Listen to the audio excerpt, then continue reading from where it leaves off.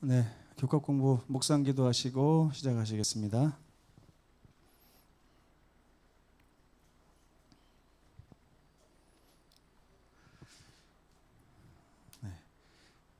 어느덧 영원한 하나님의 언약이라고 하는 주제 11번째 주제를 배우고 있습니다. 새 언약의 성소죠. 새 언약의 성소. 제가 그림을 하나 좀 보여드리고 다시 한번 좀 해볼까요? 이게 무슨 그림입니까? 네.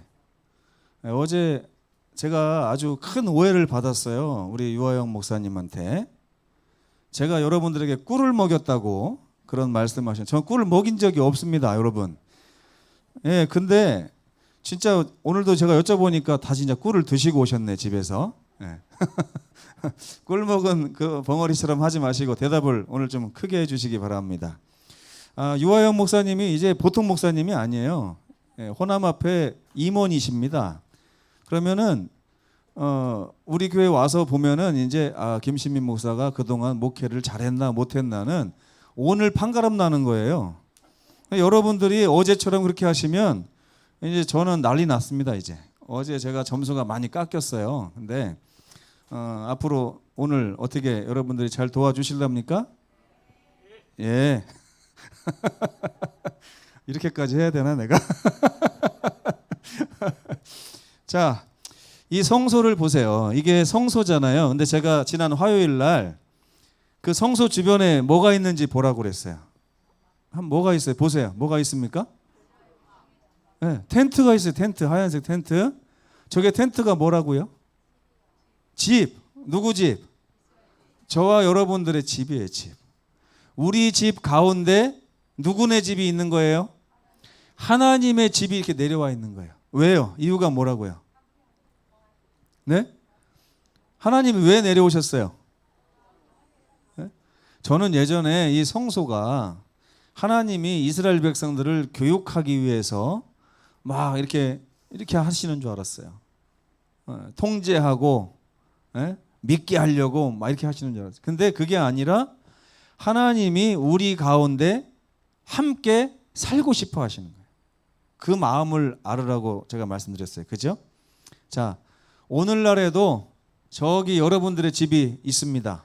어딘지 찾아보세요. 어떤 게 우리 집인가 한번 찾아보세요. 네.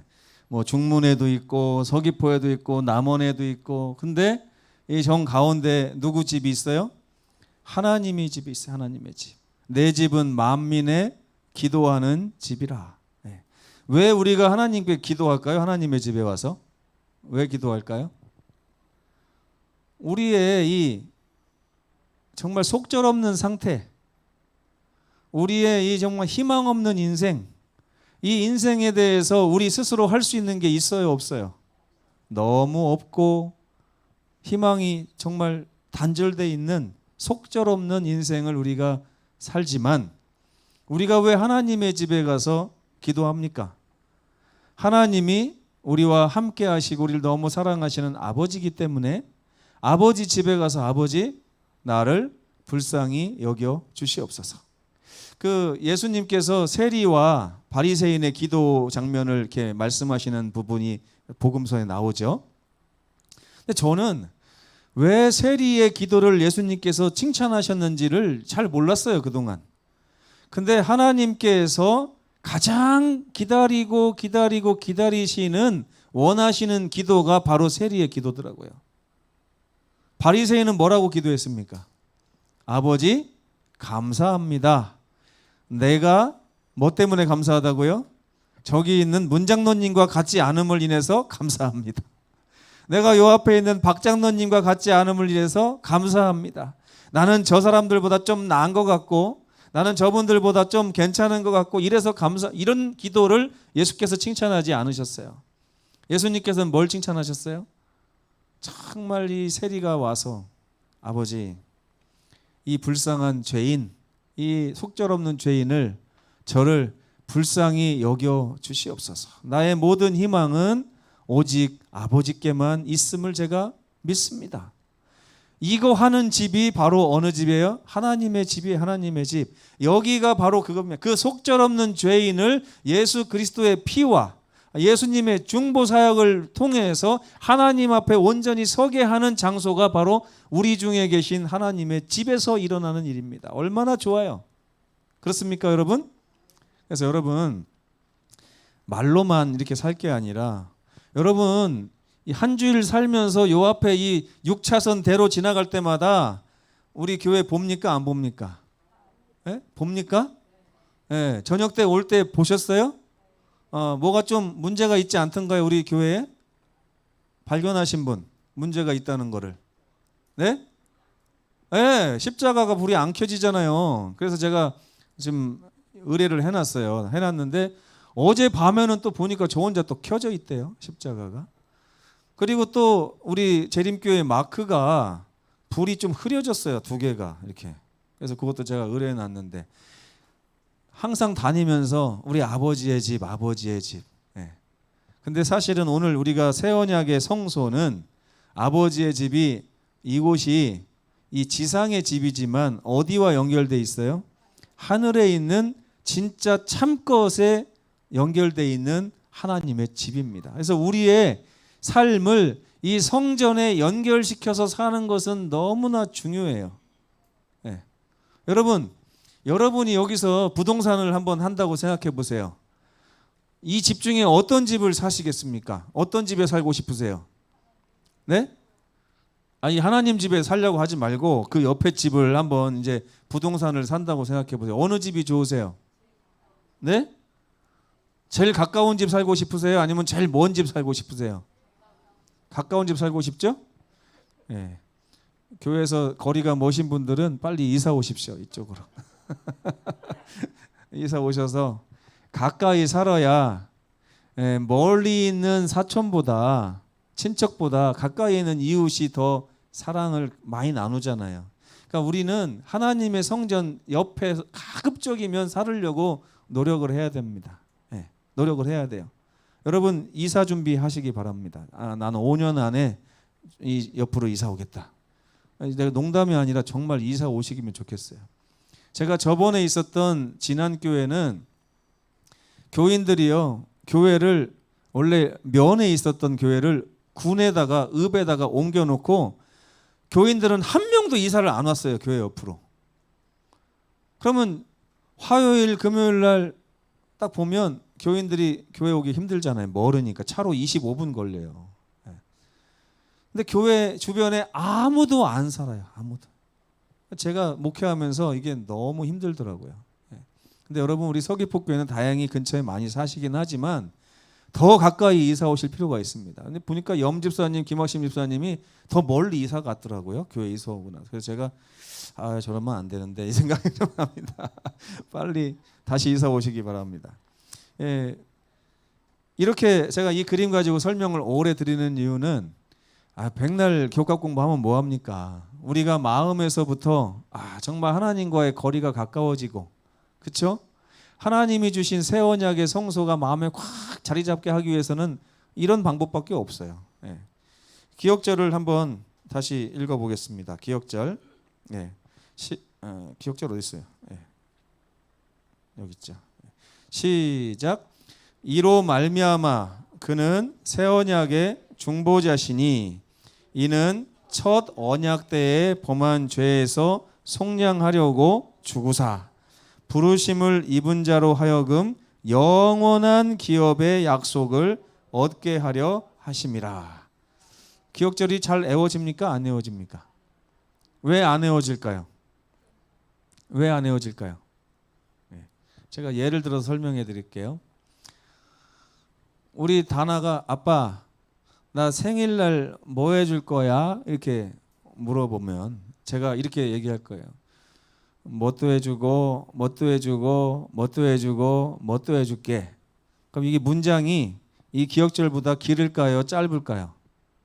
네? 제가 생일날 뭐 해준다고 물어보면 대답하는 문장이 이것보다 길을까요? 짧을까요?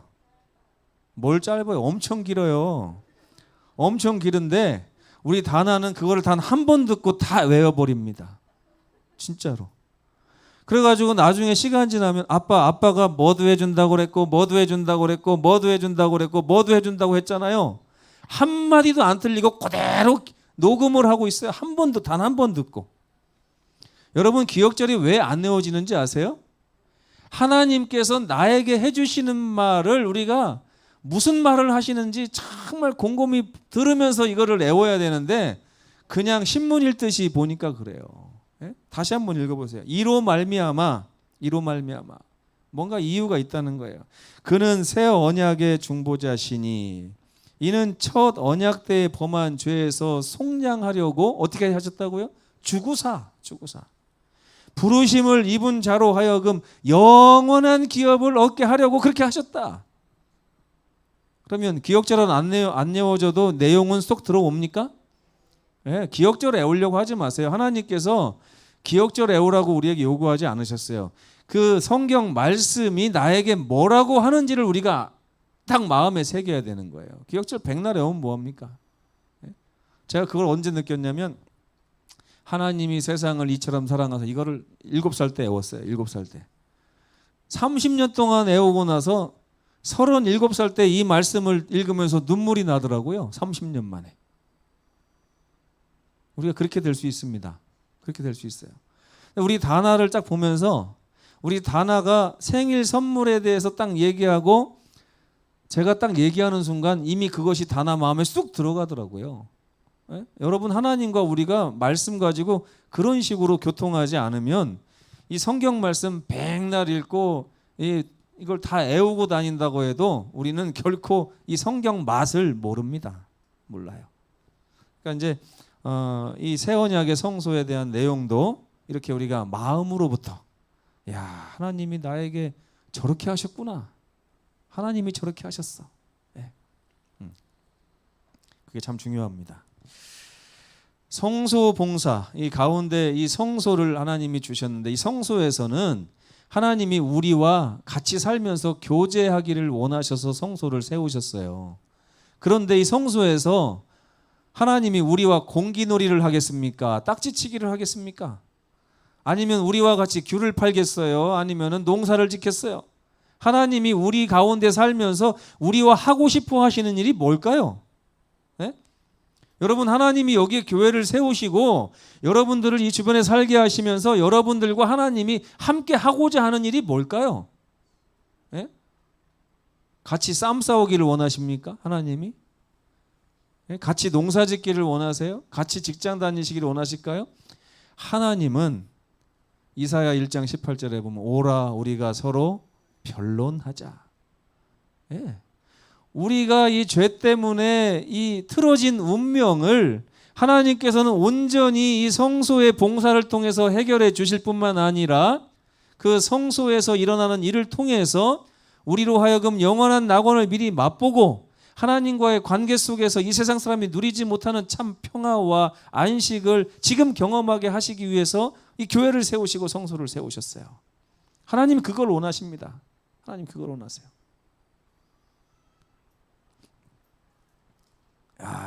여러분 하나님 그걸 원하십니다. 여러분하고만 원하지요 하나님께서? 여러분 옆에 계신 분하고도 그렇게 하기를 원하시고 여러분 사랑하는 자녀와 사랑하는 부모와 사랑하는 이웃과 친척을 위해서도 하나님은 그렇게 하기를 원하십니다. 그래서 하나님이 제일 좋아하시는 게 뭐라고 여러분 배웠어요? 저는 성경학교 때 딱 7살 때 성경학교 선생님한테 그걸 배웠습니다. 하나님이 제일 좋아하시는 게 뭘까 물어보시더라고요. 하나님이 제일 좋아하시는 게 뭘까? 뭐겠어요 하나님? 김복순 집사님 하나님이 제일 좋아하시는 거. 하나님이 돈 좋아하실까요? 돈? 돈으로도 못 가요. 하나님이 제일 좋아하는 게 제가 예? 예, 그것도 좋아하시죠. 근데 제가 배운 거 그게 아니에요. 하나님이 제일 좋아하시는 것은 친구 손을 꼭 잡고 교회 오는 걸 제일 좋아하신다고 그랬어요. 맞아요? 맞아요? 예. 여러분 손에 친구 손 잡고 교회 오는 거를 하나님이 제일 좋아하신다고 제가 오늘 분명히 가르쳐 드렸습니다. 예. 여러분 다음에 계속 보겠어요. 누구 손을 잡고 오시는가? 혼자 교회 다니는 맨손잡이 교인들은요, 이 교회에서 장수할 수 없어요. 이거는 아주 진리입니다. 왜? 자기 혼자만 위해서 생각하는 그런 삶에는 복음이 들어갈 수가 없어요. 복음이 들어가면 우리는 반드시 우리의 사랑하는 사람을 생각하게 돼 있습니다. 여러분, 맛있는 거를 먹을 때 어떤 생각이 나요? 제가 지난번에 말씀드렸죠. 제가 유튜브 어떤 방송 좋아한다고요? 설교 다음으로 좋아하는 게 북한 방송 좋아한다고 했잖아요. 북한 탈북자들이 와서 하는 얘기. 그 사람들이요, 한국에 와서 음식을 먹을 때마다 맛있어 죽겠는데 목에 넘어가지를 않는데요. 왜? 북한에 남겨두고 온 내 사랑하는 사람들이 이걸 못 먹으니까 그것 때문에 넘어가지를 않는다는 거예요. 여러분, 우리가 진정으로 복음 안에 있다면 교회 올 때 발걸음이 집에서 잘 안 떨어져야 돼요. 어떻게 나 혼자 가야 될까? 나 혼자 가야 될까? 내 사랑하는 사람을 데리고 와야 될 텐데. 하나님께서는 다 해주신다고 했지 않습니까? 하나님, 저의 간절한 기도를 들어주십시오. 제 사랑하는 사람과 함께 교회 가서 이것을 하나님과 함께 나누고 하늘까지 영원히 같이 가고 싶습니다. 이런 성도 어디 있습니까? 이 코로나 시대에 우리가 여러 핑계를 댑니다. 여러 핑계를 대. 근데 사랑을 막을 수 있는 게 세상에 없습니다, 여러분. 겪어보시면 알아요. 겪어보시면 아무리 먹지 말라고 그래도 내가 사랑하는 사람이 굶고 있으면 훔쳐다가라도 주는 게 사람의 마음 아닙니까? 저는 그건 도둑질이 아니라고 생각합니다. 나를 위해서 하는 게 도둑질이지, 내 사랑하는 자식을 위해서 음식이 없어서 살리려고 하는 것은 도둑질이 아니라고 생각해요. 하나님도 그렇게 생각할 거라고 생각합니다. 이 성소에서 일어나고 있는 두 가지 봉사는 이번 교과에서 굉장히 중요합니다. 두 개 다 예수님의 역할이에요. 예수님의 역할. 하나는 뭐냐? 이 성소에서는 동물의 죽음이 일어났습니다. 동물이 죽었어요. 양도 죽고 소도 죽고 염소도 죽고 비둘기도 죽고. 왜 죽었어요? 왜? 어떨 때마다 죽었어요? 그 성소 주변에 살고 있는 이스라엘 백성들의 가정에서 죄가 발생할 때마다 그 사람들이 소를 가지고 와서 그 양에게 다 죄를 안수하고 양을 잡아서 그 피를 하나님의 집에다 뿌렸습니다. 이게 무슨 얘기예요? 하나님의 집은 갈수록 깨끗해질까요? 갈수록 더러워질까요, 여러분? 네? 갈수록 더러워져요. 그래서 1년에 한 번씩 하나님이 청소 다 하셨어요. 하나님이 청소 다 하셨어요. 대속죄일 날 제사장 봉사를 통해서 하나님이 청소를 다 하셨습니다. 이스라엘 백성들이 휘장을 빨았을까요? 하나님이 빨았을까요? 네? 휘장이 더러워졌을 거 아니에요. 성소에, 지성소 들어가는 휘장이. 그거 하나님이 빨았을까요? 이스라엘 백성들이 내려다 빨았을까요? 네? 네. 하나님이 빨으셔요. 우리가 빠르라고 하면 또 우리 공로가 또 거기 들어간다 할 거 아닙니까? 그렇죠? 이 동물의 희생 때문에 이스라엘 백성들의 죄를 해결됐는데 이게 누구를 나타낸 거라고 계속해서요? 양 때문에 내가 용서받는 게 아니라 양이 예표하는 예수께서 언젠가 오셔서 우리 죄값을 치르실 것을 믿고 양을 잡은 거예요. 그렇죠? 그리고 그 양의 피를 제사장이, 사람은 성소에 못 들어갑니다. 사람이 성소 들어가면 어떻게 돼요? 안 됩니다. 아무리 하나님이 사랑의 하나님이라고 해서 사랑의 하나님이 설마 날 죽이게 하겠어 하고 성소로 싹 들어갔어. 일반 백성들. 예수님이 유다족 속의 후예잖아요. 그죠? 그래서 유다족 속에 난 예수님의 조상이니까 나는 괜찮겠지 하고 싹 들어가면 어떻게 돼요? 그래서 누가 있는 거예요? 제사장. 제사장 외에는 아무도 성소에 들어오지 못하도록 하나님이 금하셨어요. 왜? 들어오면 죽으니까. 그래서 하나님께서 제사장을 통해서 그들이 잡은 그 양의 피를 제사장의 손을 가지고 이렇게 가서 휘장에 제사장이 뿌렸습니다. 이걸 중보라고 그래요. 중보. 여러분, 오늘날도 마찬가지입니다. 오늘도 우리는 누구 손이 필요해요? 예수님의 손이 필요해요. 대제사장의 손이 필요해요. 우리가 예수님께 우리의 죄를 다 아뢰고 고하고 예수님과 이렇게 화목하면 예수께서 우리가 드린 그 죄를 가지고 예수님의 피를 섞어서 그걸 가지고 휘장에 뿌리고 아버지 나의 피, 나의 피. 이렇게 말씀하시는 거예요. 오늘날도 그렇게 하는 거예요. 그래서 예전에 성소에서 일어났던 그 일은 오늘날에도 여전히 일어나는데 어떤 게 진짜예요? 지금이 진짜예요? 예전에 성소가 진짜예요? 지금이 진짜예요. 우리는 진짜 언약의 시대에 살고 있는 것입니다. 진짜 언약. 우리가 이제 양 대신 누굴 잡아야 됩니까? 양 대신 누굴 잡아야 돼요? 예수님 잡아야 돼요. 여러분, 이거를 제가 한번 예전에 묵상을 해봤어요. 한 소년이 자기가 사랑하는 양을 데리고 가서 직접 양에게 자기 죄를 안수하고 자기 칼로 목을 그어서 양을 죽이고 나오면, 야, 나 이제 죄 다 용서받았다 하고 나왔을까요? 아니면 집에까지 오면서 아빠 손을 붙잡고 아빠 예? 그 양 이름이 뭐예요? 우리 애들 뭐 리틀이라고 정했는데 옛날에 걔를 리틀이 불쌍해서 어떡해, 불쌍해서 어떡해. 그러면 아빠가 뭐라고 그럴까요?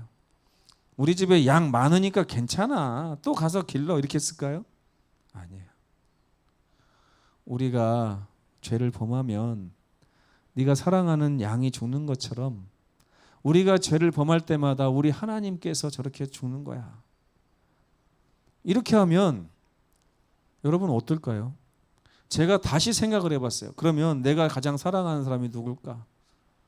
제가 저희 엄마 아버지를 엄청 사랑합니다. 저희 가족도 집사람도 사랑하고 그런데 우리 단우를 한번 생각해 봤어요. 단우를. 우리 단우가 어린 양이라고 생각하고 제가 죄를 범할 때마다 단우를 데리고 가서 성소에 가서 단우의 목을 그어서 좀 잔인한가요? 잔인하죠, 여러분. 근데 비유 이렇게 해야 돼요. 이게 정말 진짜 비유예요. 단우에게 내 죄를 다 전가시키고 내 대신 누구에게 죽으라고 하는 거예요, 지금? 단우에게 죽으라고. 여러분 상상만 해도 끔찍하지 않으세요? 상상만 해도? 근데 단우한테 그렇게 하는 건 끔찍한데 우리 예수님한테 그렇게 하는 건 하나도 안 끔찍하죠? 여러분 지금 예수님하고 사랑하는 관계가 아니라 그래요. 예? 여러분 생각을 해보세요. 내가 사랑하는 김은영 사모를 데리고 가서 죄를 안수하고 그 피를 가지고 휘장에 뿌린다고 생각을 해보세요. 이거는요, 그 다음부터 제가 돌아와가지고 부들부들 떨면서 아마 삶을 제대로 영위할 수가 없을 겁니다. 우리 아들 그러면서 여보 그러면서 제가 목 놓아 울지 않겠어요? 차라리 내가 죽고 말지 왜 내가 여보를 죽였을까? 차라리 내가 죽었어야 되는데 내가 왜 우리 아들을 죽였을까? 이런 생각 안 하겠어요? 할까요, 안 할까요? 우리 예수님은 우리에게 그것보다 더 위대하시고 더 가깝고 더 정말 관계 깊은 분입니다. 근데 그 예수님을 우리는 아무렇지도 않게 양 잡는 것처럼 무슨 장난하듯이 가서 목을 긋고 예수님 오늘도 잘 부탁합니다. 저는요, 연약해서 죄를 안 지을 수가 없어요. 그때마다 제가 예수님 의지할 테니까 예수님 한 번씩 좀 도와주십시오. 이러고 있습니다, 지금 우리가. 그래요, 안 그래요? 네? 제가 이 거룩한 상상을 해봤어요. 우리 아들을 너무 사랑하기 때문에 제가 우리 아들의 목에다가 줄 긋는 그런 상상을 할 때마다 아주 끔찍합니다. 내가 어떻게 인간이라면 내가 그렇게 할 수 있을까? 근데 부조와 선지자에 보니까 아담과 하와도 그랬더라고요. 아담과 하와가 지혜가 있기 때문에 하나님이 말 한마디 딱 하면 그게 무슨 뜻인지 딱 알아요. 그래서 창세기 3장 15절에 그 초기 언약을 딱 원복음을 말씀하셨을 때 아담이 뭐라고 했다고 그래요? 예수님 그렇게 하지 마시라고. 그냥 내가 죽을 거니까 예수님 절대 그렇게 하지 마시라고. 나 그 꼴 못 봅니다. 그래도 예수님께서 뭐라고 그래요? 아니야, 내가 죽어요. 난 네가 죽는 꼴 못 본다. 이런 사이가 아담과 예수님의 사이였어요. 하늘나라 가면 예수님하고 아담이 아주 진한 포옹을 하면서 예수님께서 아담에게 그럴 거예요. 아담아, 정말 마음고생 많았지? 그럼 아담이 뭐라고 그럴까요? 예수님을 꼭 끌어안고 예수님 참 감사합니다. 정말 수고 많으셨습니다. 도대체 제가 뭐라고, 인간이 뭐라고 예수께서 그렇게 하셨습니까? 아버지. 우리가 회복이 이렇게 되는 겁니다. 이 죄의 문제 가지고 예수님과 그런 관계 속에서 죄를 처리하지 않는 분들은요, 죄가 반복될 수밖에 없어요. 아무 감정이 없거든요. 나 자식 많은데 뭐 자식 20명 있고 양 200마리 있는데 무슨 걱정이야? 이렇게 한다니까요. 이렇게. 이게 바로 성소에서 일어난 일입니다. 여러분 이거 묵상해 보셔야 돼요. 왜 예수님에 대해서 이렇게 감정이 없는가 생각을 안 해보셔서 그래요. 우리 성령께서 오늘 이 시간에 우리 마음에 역사하시기를 간절히 바랍니다.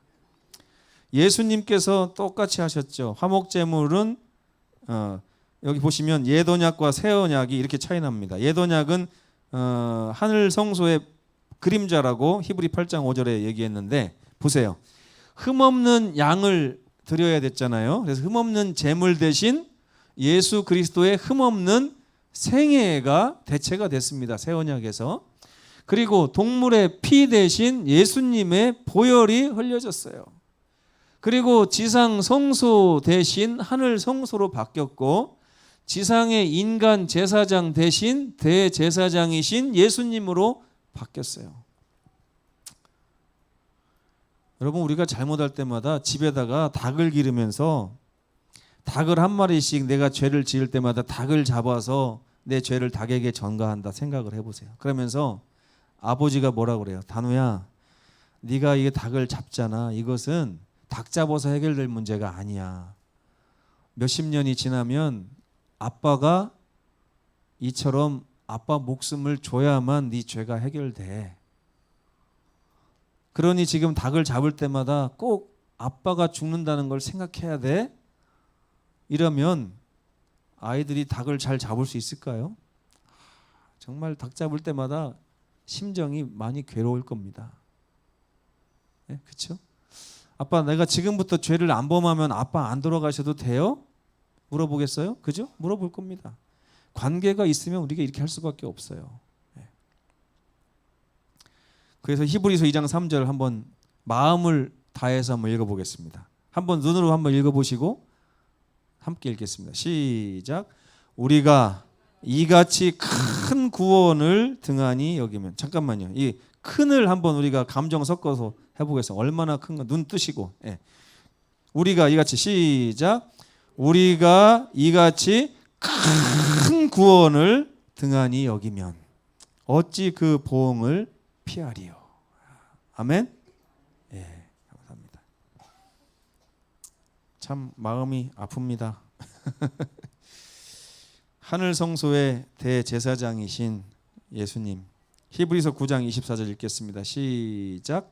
그리스도께서는 참것의 그림자인 손으로 만든 성소에 들어가지 아니하시고 바로 그 하늘에 들어가사 이제 우리를 위하여 하나님 앞에 나타나시고, 우리 대신 하나님께서 우리 대신 하나님 앞에 나타나신대요.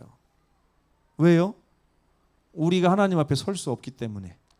하나님이 예수께서 우리를 뒤에 감추시고 우리를 대신하여 아버지 하나님께 서셔서, 아버지, 내가 피로 산 내 백성입니다. 아버지, 나의 피를 기억하여 주시옵소서.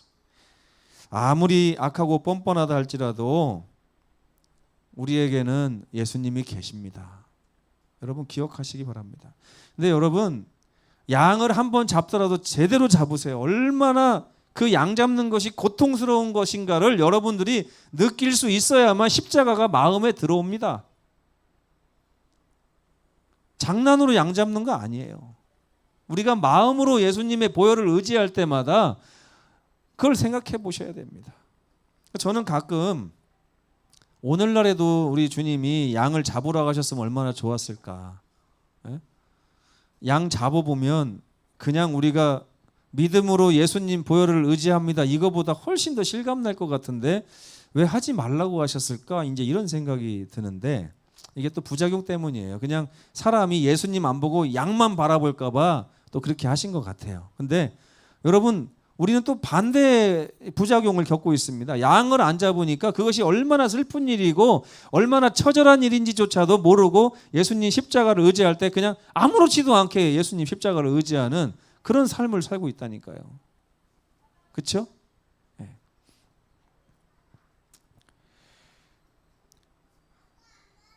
예수께서 지상에 계실 때 얼마나 사랑이 많으시고 용서가 많으셨으며 사람들을 잘 받아주셨는지를 생각해 보십시오. 그분은 우리의 모든 약점을 다 기억하시지만 그 약점을 탓하지 않으시고 우리를 위해서 십자가에 그 피를 의지하여 하나님께 말씀하고 계시는 분이십니다. 그 새 언약의 위대한 소식이 회개한 죄인들에게 울려 퍼져야 됩니다. 근데 오늘날 저와 여러분들의 입술이 막혀 있어요. 우리가 양을 제대로 잡아본 경험이 없기 때문에 이 양을 잡으면서 일어나는 하나님과 우리와의 깊은 관계를 세상에 전할 준비가 안 됐습니다. 아무 감정이 없어요. 교회 증언 2권 105페이지를 제가 읽겠습니다. 사단은 영혼을 죄짓게 만들고 그 죄로 인해 기뻐한다.